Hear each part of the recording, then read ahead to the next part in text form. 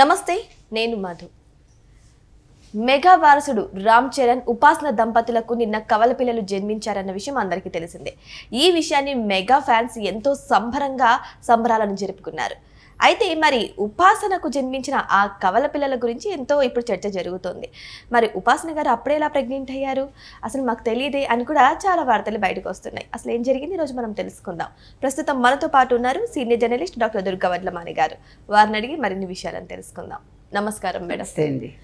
Madam, చాలా వార్తలు వస్తున్నాయి. సో నిన్నైతే రామ్ చరణ్, ఉపాసన గారి దంపతులకైతే కవల పిల్లలు జన్మించారు, ఒక అబ్బాయి ఒక అమ్మాయి. కానీ ఇక్కడ క్వశ్చన్ ఏంటంటే, అసలు ఉపాసన గారు ఎప్పుడు ప్రెగ్నెంట్ అయ్యారు, అసలు ఎప్పుడు డెలివరీ ఇచ్చారు, ఎవరికి తెలియలేదే, డెలివరీ అయ్యే వరకు కూడా తెలియలేదే అని చెప్పేసి చాలా మంది క్వశ్చన్ చేస్తున్నారు. అసలు ఏంటి మేడం, ఎప్పుడు ఉపాసన గారు ప్రెగ్నెంట్ అయ్యారు? అది మనకు తెలియదండి. కాకపోతే ముందుగా చిరంజీవి గారి కుటుంబానికి మన అభినందనలు అందజేద్దాం, రామ్ చరణ్కి కూడా. ఎందుకంటే పెద్ద రిలీజ్కి ముందే ఆయన ఒక మంచి శుభవార్త విన్నారు. చిరంజీవి గారికి ఈ సంవత్సరం సినిమా హిట్టే కాకుండా ఇద్దరు కవల పిల్లలు, ఒక మనవడు మనవరాలు. అది కూడా చాలా మంచి విషయం. అందులో ఆయన మనవడిని కోరుకుంటున్నారు. దాని మీద కూడా పెద్ద కాంట్రవర్సీ అయింది కదా. ఆయన సరదాగా మాట్లాడితే దాన్ని పెద్ద ఇది చేశారు. అందులో తప్పే ఉందండి. ఇప్పుడు ఈ మాట్లాడిన వాళ్ళందరూ కొడుకులు కావాలనుకొని, ఈ మాట్లాడిన వాళ్ళందరూ కూడా కొడుకు కావాలని అనుకోకుండా ఉండుంటారా? ఇవన్నీ అంటే మాట్లాడడం కోసం మాట్లాడడం. ఇవాళ మనకి సోషల్ మీడియా వచ్చాక ఏమైందంటే, మీరు చేసేది ఒకటి చెప్పేది ఒకటిగా ఉంటుంది ఎక్కువ శాతం. అంటే నేను అనేది, మనకి అంటూ ఒక వ్యక్తిత్వం ఉండాలి, మనకి అంటూ ఒక స్థిరమైన అభిప్రాయాలు ఉండాలి. అవి లేవు. వీళ్ళు అవసరాన్ని బట్టి మనుషులు మారిపోతూ ఉంటారు, రకరకాలుగా మాట్లాడుతూ ఉంటారు. సో చిరంజీవి గారి విషయంలో కూడా అదే జరిగింది. ముఖ్యంగా ఏంటంటే, ఈ కులం అనేది ఒకటి బాగా ఆంధ్రప్రదేశ్లో ఎక్కువ, ఇండస్ట్రీలో కూడా ఉందనుకోండి. సో ఇవన్నీ కూడా కొన్ని కారణాలు అవుతాయేమో. సరే, ఇది పక్కకు పెట్టేస్తే వాళ్ళకి చాలా బాగుంది 2026 కొణిదెల కుటుంబానికి. రెండో పక్క ఆవిడ ఎప్పుడు ప్రెగ్నెంట్ అయ్యారు మనకి తెలియదు, ఆవిడ ఎప్పుడు ప్రెగ్నెంట్ అయ్యారు. ఎందుకంటే ఫస్ట్ బేబీ కూడా సరోగసి అని విన్నాం మనం. సరోగసి ద్వారానే క్లింకార్ అని ఆవిడ కన్నారు అని. సో ఇప్పుడు కూడా సరోగసి అనే అంటున్నారు. అంటే ఆవిడ అంతకు ముందు కూడా చెప్పారు కదా ఒకసారి, మీరు ఎగ్స్ ప్రిజర్వ్ చేసుకోండి, మీరు వెంటనే కనక్కర్లేదు, మీరు జీవితంలో సెటిల్ అయ్యాక కనండి. దాని మీద కూడా మనం మాట్లాడాం. నేను కూడా ఇప్పుడు కూడా చెప్తా, ఇప్పుడు మీరు సరోగసి ద్వారా కండం అనేది అది ఆడపిల్ల ఇష్టం. ఏ ఆడపిల్ల అయినా సరోగసి అనే కాదు, అసలు ప్రెగ్నెన్సీ అనేది కావాలా వద్దా అనుకోవాల్సింది తండ్రి కాదు, ఫస్ట్ తల్లి అనుకోవాలి, అమ్మాయి అనుకోవాలి. ఎందుకంటే అమ్మాయికి ఇష్టమైతేనే కనాలి. ఎందుకంటే ఆడపిల్లలకి రకరకాల భయాలు ఉంటాయి.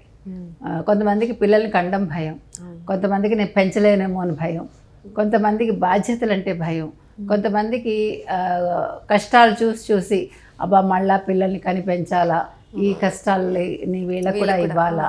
ఇట్లా మనిషి ఆలోచన భిన్నంగా సాగుతుంది. ఎస్పెషల్లీ ఆడపిల్లలు కూడా రకరకాల భయాలతో ఉంటారు.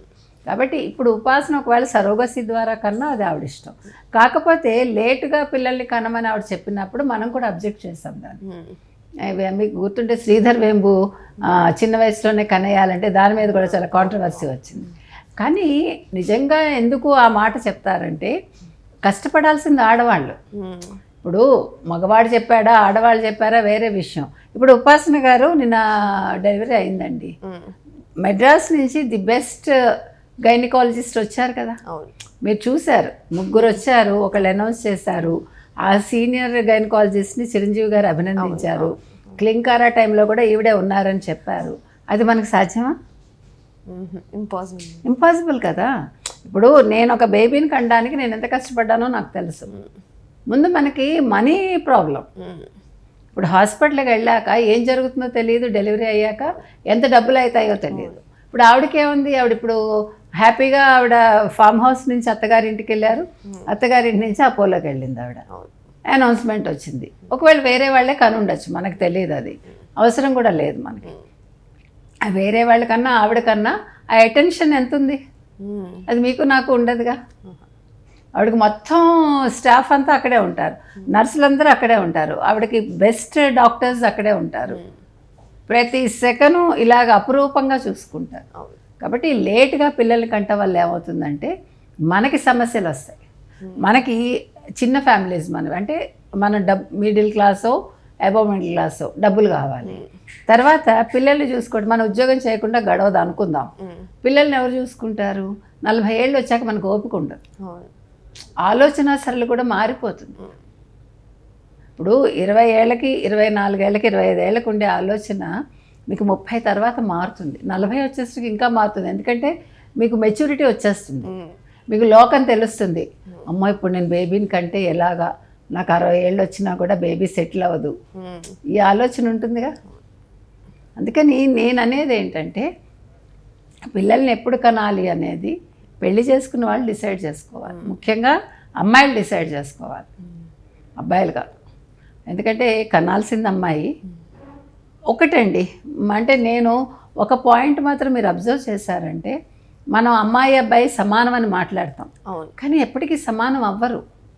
అది మాట వరకే. ఎందుకు చెప్తున్నానంటే మగవాళ్ళు ఏం వంట చేయలేరా, మగవాళ్ళు పనులు చేయలేరా? చేస్తారు, కానీ అది కాదు. మీకు ఆ తల్లి ఆ మాతృత్వం అనేది లేదు, తల్లి పట్టుకోవడం అనేది బేబీని మగవాడి దగ్గర అది రాదు. అది ఎందుకంటే మనకి బయలాజికల్ వేరియేషన్, అది మనకి ప్రకృతిలో వచ్చింది. అది ఇప్పుడు మనం పిల్లల్ని సైకలాజికల్గా వాళ్ళకి ఏం కావాలి అనేది తల్లి చూసినంత బాగా తండ్రి చూడలేడు.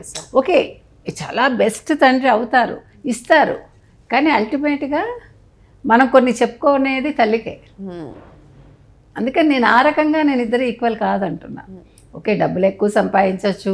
ఇంకొకటండి, మీరు ఎక్కువ చూసారంటే డామినేషన్ తప్ప ఈక్వాలిటీ అనేది మనం ఎక్కడో చూడటల్లా. ఇద్దరు మగవాడి డామినేషన్ ఆడవాళ్ళ డామినేషన్ అది కాదు కదా. కుటుంబం అనేసరికి ఇద్దరూ సరిసమానంగా ఉండాలి. ఆలోచన భిన్నమైన ఆలోచనలు ఉంటాయి, కానీ కొన్ని సందర్భాల్లో ఇద్దరు ఏకీకృతం అవ్వాలి. పిల్లల విషయంలో especially they have to take correct decisions. వాళ్ళ పెంపకంలో కూడా అది ఉండాలి, అది ఉండట్లా. అందుకని ఇవాళ ఉపాసన గారు ఆవిడ సరోగసి ద్వారా కన్నా ఎలా కన్నా అది ఆవిడ వ్యక్తిగతం, కానీ ప్రతిదీ ఇష్యూ చేయటం అనేది సోషల్ మీడియా వచ్చాక అలవాటు అయిపోయింది మనకి. బట్ ఏది ఏమైనా ఆవిడకి మంచిగా సీమంతం చేశారు, మంచిగా ఒక బాబు పాప పుట్టారు. It's a very good thing. కాకపోతే ఏంటంటే మన అమ్మాయిలకు చెప్పేది, పిల్లల్ని మీరు కనాలా వద్దా అనేది మీరు డెసిషన్ తీసుకోండి, కానీ ఏదైనా కూడా లేట్ చేయకుండా ఉంటే ఆడవాళ్ళ ఆరోగ్య రీత్యా అది మంచిదని మనం చెప్తున్నాం అంతే. సో ఏదేమైనా సరే ఇప్పుడు ఉపాసన దంపతులు, అదే రామ్ చరణ్ ఉపాసన దంపతులు మాత్రం ఇద్దరు కవల పిల్లలకైతే జన్మనివ్వడం అయితే జరిగింది.